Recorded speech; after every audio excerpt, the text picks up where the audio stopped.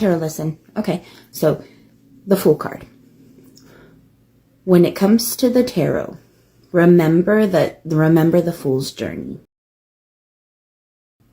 The Fool represents all of us, every single one of us, number 0, everything and nothing at all.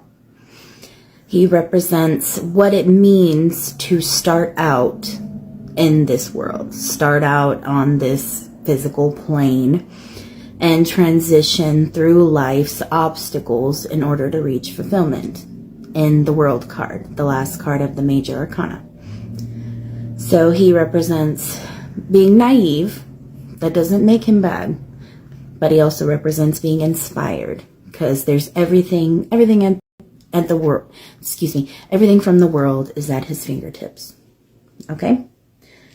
First, he meets his divine masculine or spiritual father, and that is the Magician.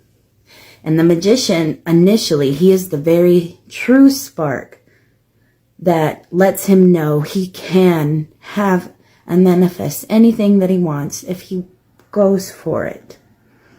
He is the manifester in especially the spiritual world, because he represents spiritual masculine.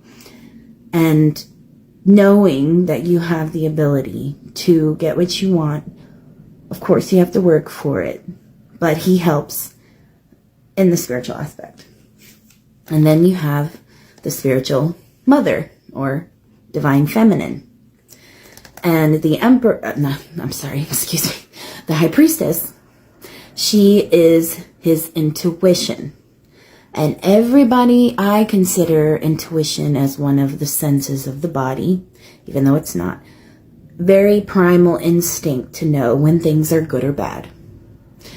That is her. That is what she gives to all of us. We all have that.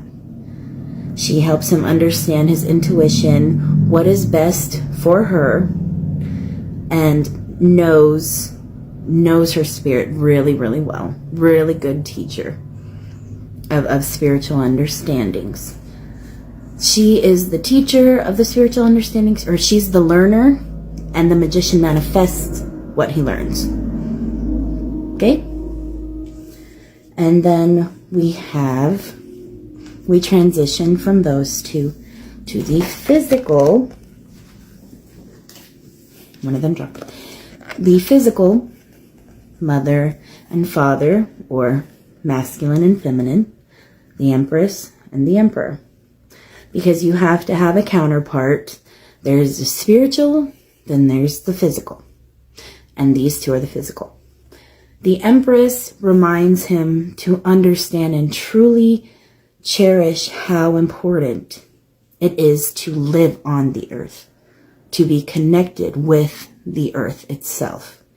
Because the earth is really, it truly is a big part of us. And we often forget that. The physical. Being nurturing, understanding feminine in the physical world. And then the Emperor, he is power when it comes to also having authority. See, unfortunately, the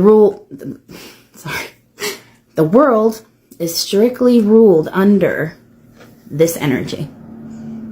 This energy is what the world is strictly under as of right now. Not the other three, just this. That is why everything is so out of balance. He is needed, but you see what happens when there's too much of Emperor masculine, physical masculine mentality. That's a good example. All four of those are his physical and spiritual, divine, feminine, masculine.